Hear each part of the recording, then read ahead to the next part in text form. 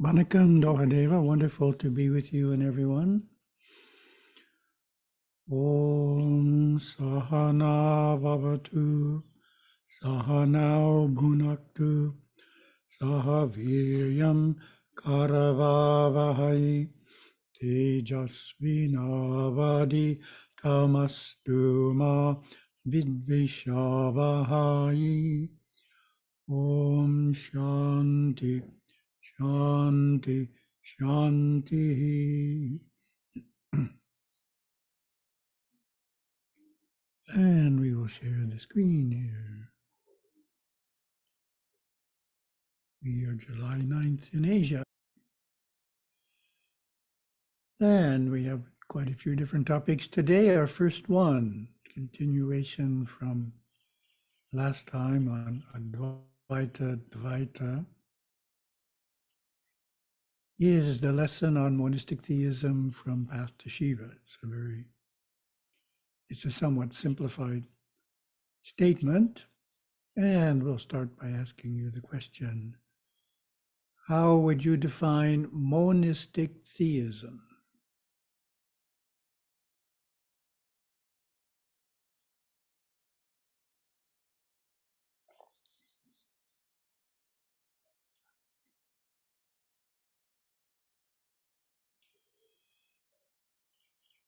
Interesting event happened quite a few years ago in Southern California. It's our story to start with.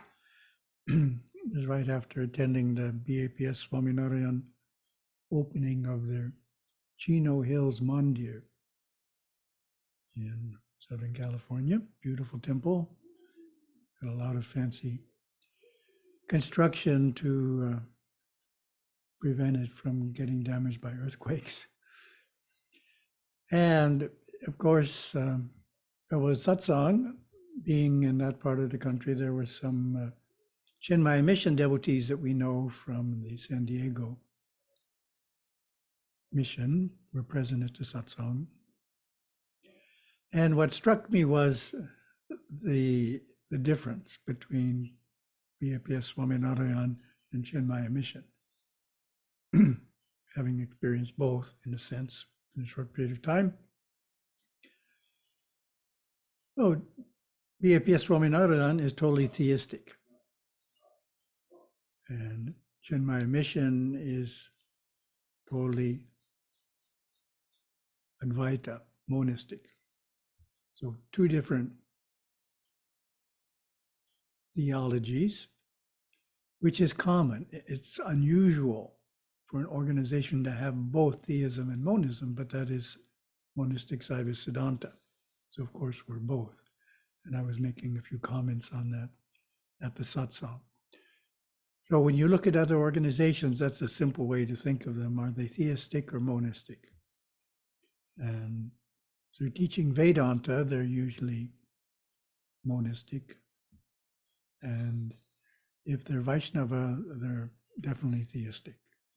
I remember another story.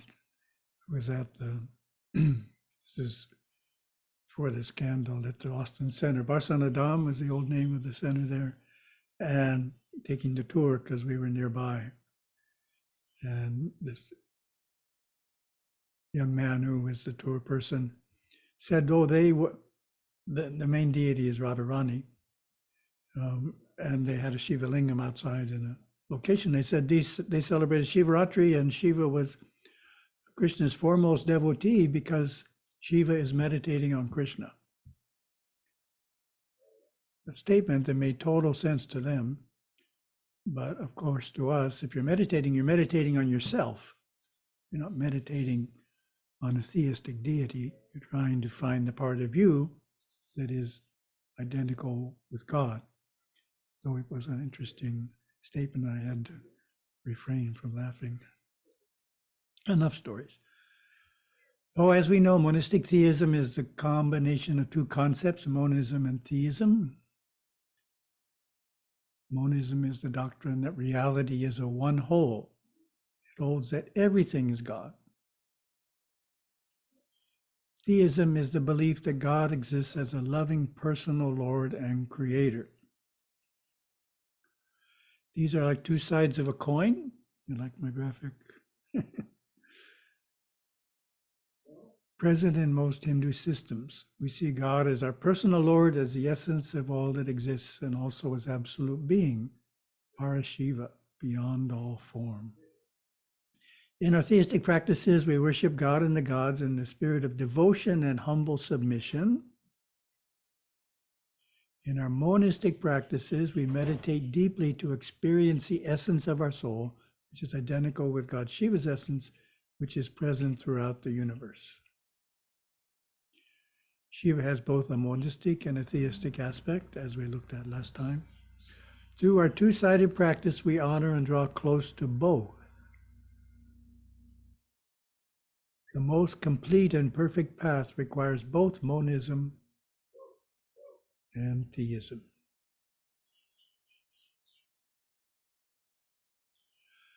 The opposite of monism is dualism, which teaches that God and creation are separate realities. Dualists believe that God, like a potter, creates the universe, a pot, from clay, cosmic matter, which has always existed and is not part of him. It's Mekandar pluralism. In Saiva-monism, Shiva is all and in all, the potter, the clay, and the resulting pot. Monistic theism in Western philosophical terms is called panentheism, which is different than pantheism. And in Sanskrit is called, as we know, Advaita Ishvara Vada. Vada means doctrine, thus Advaita Ishvara is defined as non-dual and personal God as ruler doctrine. Nice definition. Some forms of Hindu monism do not include much theism. Ours does. We worship Shiva as the God of love, Parameshvara, Shiva as creator, preserver, and dissolver. Shiva is separate from us, who loves us as his creation. That is the theism part. Yet we know on another level, he is not separate from us. He is within us as Parashakti, all form, and as absolute reality, Parashiva. That is the monism part. Scholars have long noted that the Hindu scriptures are alternately monistic, describing the oneness of the individual soul and God, and theistic, describing the reality of the personal God. This can be definitely confusing to the sincere reader if he or she thinks one or the other must be the truth, meaning the only way of looking at it. However, knowing that monistic theism is the alternative where both are true eliminates the confusion. And we have some verses from Yoga Swami as illustrations. And the challenge to you is analyze the verse and quickly decide if it's monistic or theistic, because he's going back and forth. O impish mind, don't wander here and there. If the Lord's grace you wish to gain, see that he is everywhere. O impish mind, give praise to him and worship. Theistic or monistic? That one's pretty easy. Obviously theistic. If you have the pronoun he, you know it's theistic. And Lord's, the word Lord also makes it theistic. O impish mind, desire for wealth and land will the judgment of the intellect destroy. Contemplate within your heart, O impish mind, him who is the King of Kings. Theistic or monistic? Again, it has he as in this form of him, and king as a person, so that makes it theistic.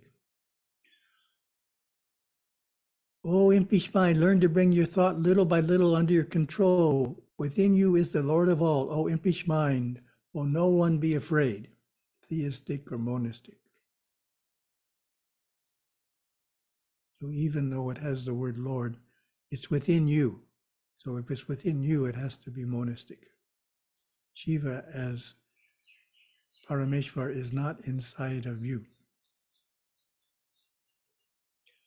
Oh, impish mind, don't sleep, don't slacken effort. The state of Turiya is what you must attain. Remain bereft of everything, O impish mind, and always be repeating Om. Theistic or monistic.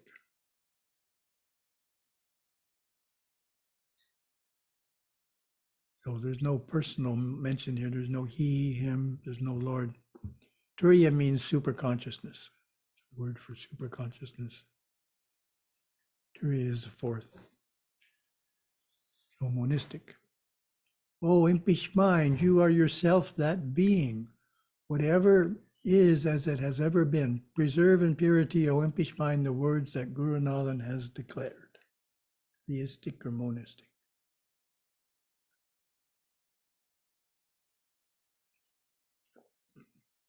So whenever it says you are that, you are the being, then that is monism. Oh, that one's easy. Moving on, lesson in merging with Shiva that struck me recently. Thought it was a nice explanation by Gurudeva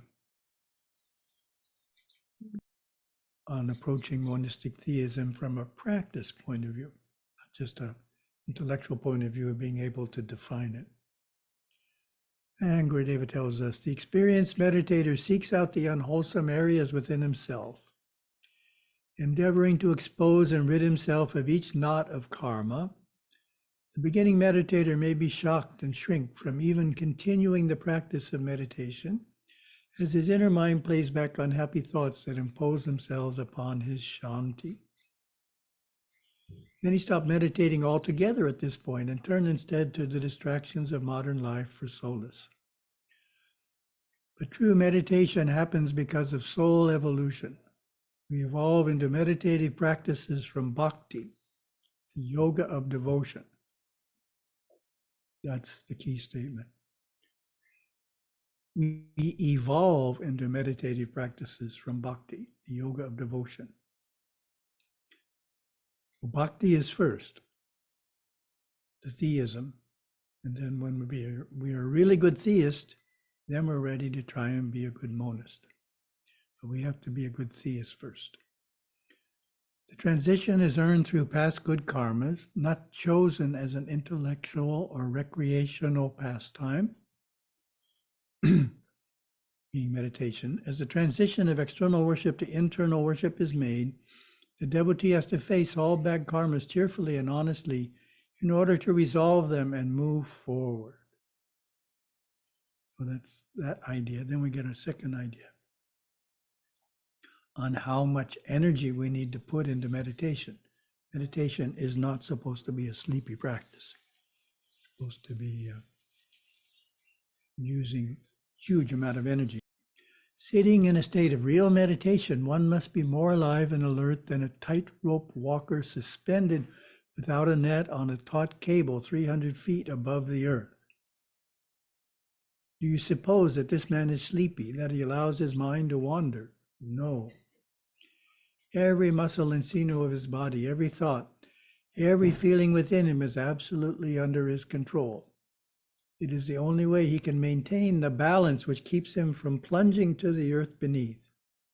He must be the master of himself, all the while seeking to identify with his pure soul being, not allowing attention to be pulled here and there to the physical body, to outside sounds, to thoughts of the past, or to concerns about the future. In meditation, you will feel the same intensity of purpose as the tightrope walker. Every atom in your being must be alive, every emotion under control, every thought seeking to impose itself upon your mind, set aside until your purpose is accomplished. If the man 300 feet up in the air feels a gust of wind coming against him, he must exercise perhaps 100 times more will and concentration to remain poised in his precarious condition. Likewise, in meditation, your mind must be intensely concentrated upon a particular object or thought, and yet you find an opposing thought seeking to divert your attention. Opposing thought may simply be a wind from your subconscious. You must then put more effort into the object of your concentration so that the opposing thoughts will be set aside and not have the power to topple your balance. So Gurudeva is saying you overcome that situation by putting more effort into the object of your concentration. Upon entering a state of meditation, one may find awareness enmeshed in a struggle between the subconscious of the past and the conscious external waking state concerned with the present and future. Experienced meditator learns that he is the watcher, pure awareness. When concentration is sustained long enough, he dives into the superconscious, intuitive state of mind. It enables him in time to unravel the mystery. An integrated, one-pointed state of being is the goal. State of inner perception without vacillation, with the ability to move awareness through the mind's various states as will. To become the ruler of the mind is the goal. To then go beyond the mind into the self is the destiny of all living on this planet, for most in a life to come.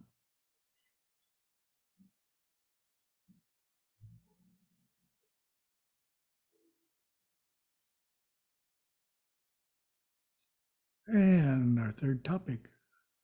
This is an idea I thought I submitted a question myself. Thought it'd be nice to discuss. Is there a difference between visualizing the inner light and seeing the inner light? Or is it the same thing? We try and do this in Shun. A very common practice is to see the inner light or visualize the inner light. Or is it the same thing? In Tirumandram, he calls it Uyir Koli, focusing on the inner light. Oh, the simple answer is yes. There is a difference between visualizing the inner light and seeing the inner light. It is definitely not the same thing. Well, visualizing, you're creating the image, it's not there. It's the difference between, imagine, say, a rose. A rose, you visualize a rose being in a vase on the table. That's different than a rose actually being in a vase on the table, right? We all know that. You've imagined it. So visualizing is imagining something on purpose, but it's not the same thing as seeing. But they are related. That's the interesting point. However, if you can't initially see the inner light, visualizing can lead you into actually seeing it. Gurudeva writes about that in Merging with Shiva, lesson 64. The next time you are in a state of worldliness, jealous, angry, or feeling sorry for yourself, sit down and seek for the light. You cannot find it. Visualize a light bulb within your head or a flashlight at the top of your head shining down into it. Then here's the idea how visualizing helps you see it. Flash the light on and off mentally. And when the flashlight does not go off, even if you have mentally turned off the switch, then you know that you have the inner light. You will watch awareness move out of the darker area of the mind. It's a wonderful feeling. And it's a basic practice of the contemplative life of living 2/3 within and 1/3 in the external world. I'm often asked, do I see light or I just think that I am seeing light? I reply, if you were in a darkened room, you would see light within you, just as you would see on the outside if lights were on in the room or you were in broad daylight. This is because you are seeing with your inner eye, your third eye, which you actually use all of the time. You use your third eye, for example, when you study your subconscious mind and see the memories of your past. The light around the memories is the inner light. If it wasn't there, you could not see your memories. Take away the mental pictures and the light alone is before you. You will learn to consciously use the inner light to see with as you spiritually unfold. Oh, that's the key there.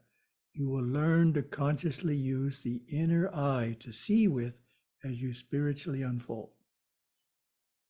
all of a sudden one day you will realize that you are seeing light within your third eye at the same time you are seeing physical things with your two physical eyes.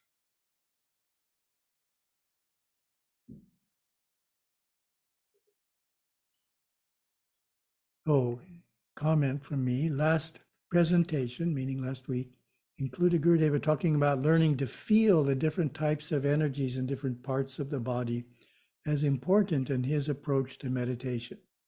We talked about feeling versus thinking. Feel the warmth of the body.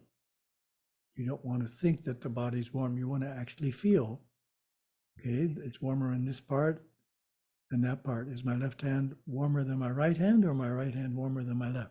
You're actually feeling what's going on in the body versus thinking.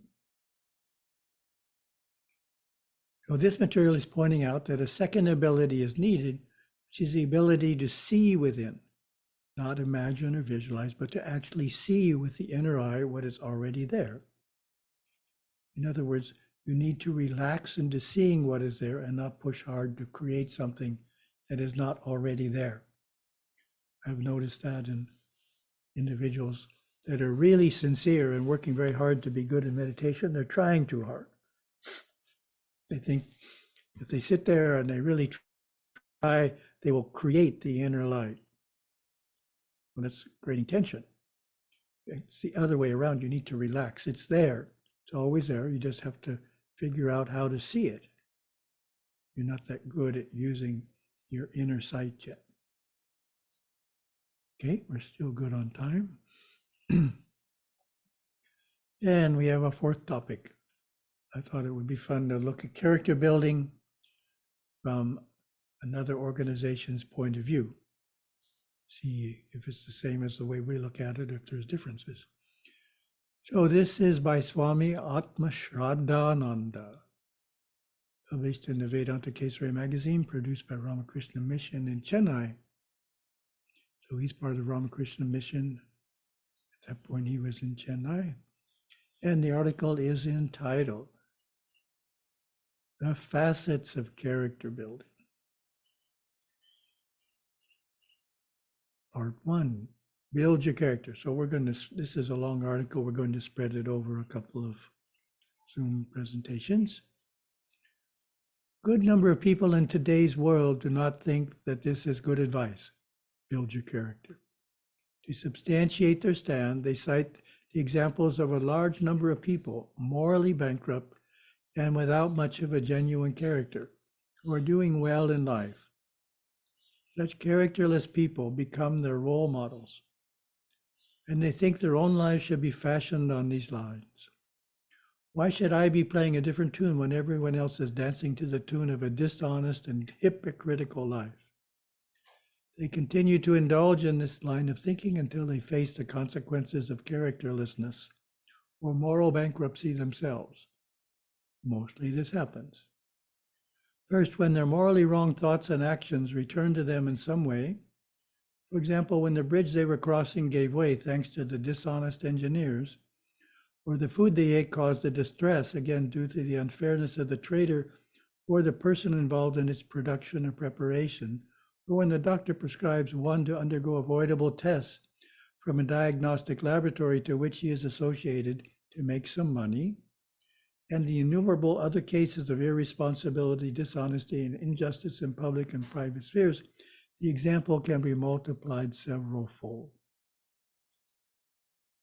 Second, when they have to face these character issues with regard to their family or immediate area of work and life, such as when a son betrays his father, mother, or vice versa. An employer tricks the employee or vice versa. A friend injures a friend, and so on.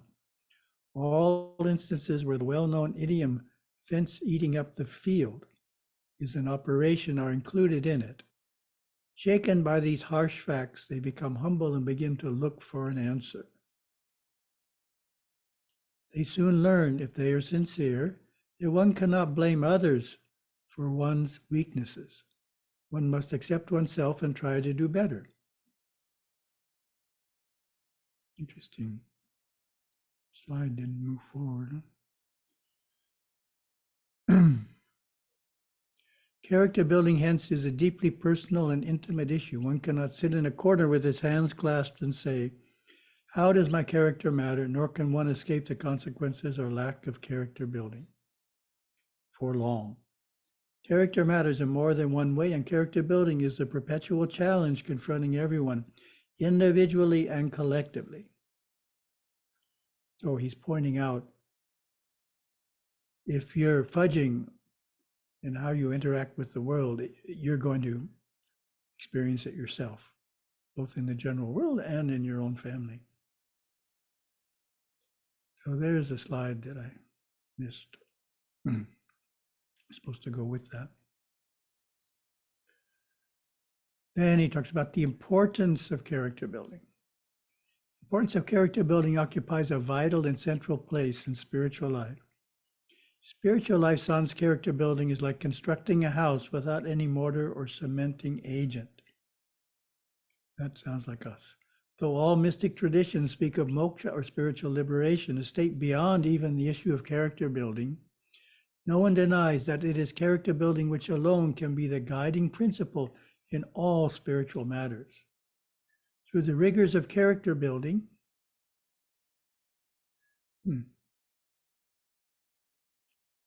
same thing happened there on that slide. Through the rigors of character building, the light of spirituality shines forth. The word character, however, has several connotations. One meaning is the behavior of a person.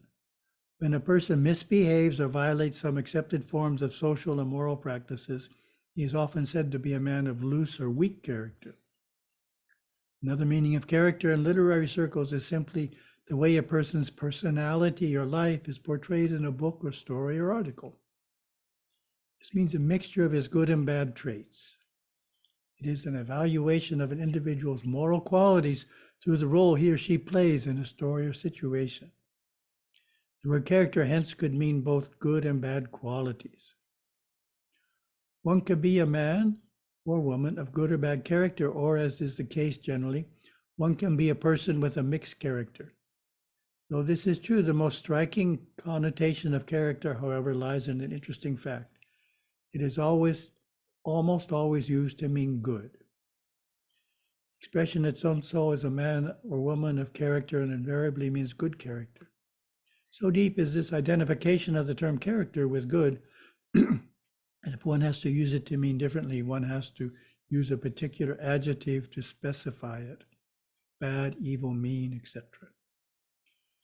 Swami Vivekananda, who all Ramakrishna Swamis like to quote, however, goes a step ahead and gives a most complete definition of the term. He also goes into the dynamics of character building process and says, every work that we do, every movement of the body, every thought that we think leaves such an impression on the mind stuff. And even what such impressions are not obvious on the surface, they are sufficiently strong to work beneath the surface subconsciously. What we are every moment is determined by the sum total of these impressions on the mind. Sum total. Interesting. What I am just at this moment is the effect of the sum total of all the impressions of my past life. This is really what is meant by character. Man's character is determined by the sum total of these impressions. If good impressions prevail, the character becomes good. If bad, it becomes bad.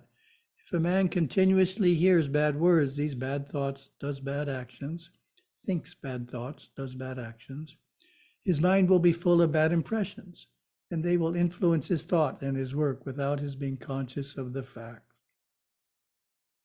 In fact, these bad impressions are always working, and their resultant must be evil, and that man will be a bad man. He cannot help it. The sum total of these impressions in him will create the strong motive power for doing bad actions. He will be like a machine in the hands of his impressions. They will force him to do evil. Similarly, if a man thinks good thoughts and does good works, the sum total of these impressions will be good, and they in a similar manner will force him to do good even in spite of himself. What a complete picture of character building. given by Swami Vivekananda. Repetition or repeated thinking of a thought or happening of an action creates what we call character. It is an outcome of experience of thoughts and actions, of reaction and responses of life itself. In Swamiji's insightful words, karma, in its effect on character, is the most tremendous power that man has to deal with. Man, as it were, is a center and is attracting all the powers of the universe towards himself. Good and bad, misery and happiness, all are running towards him and clinging around him. And out of them he fashions the mighty stream of tendencies called character and throws it outwards. Very nice.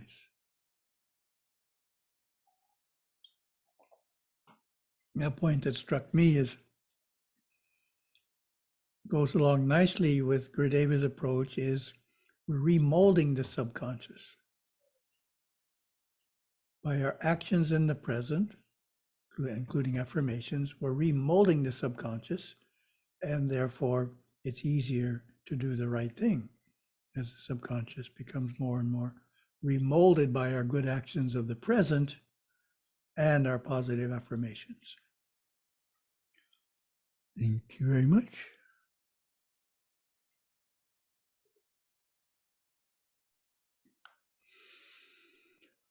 Om.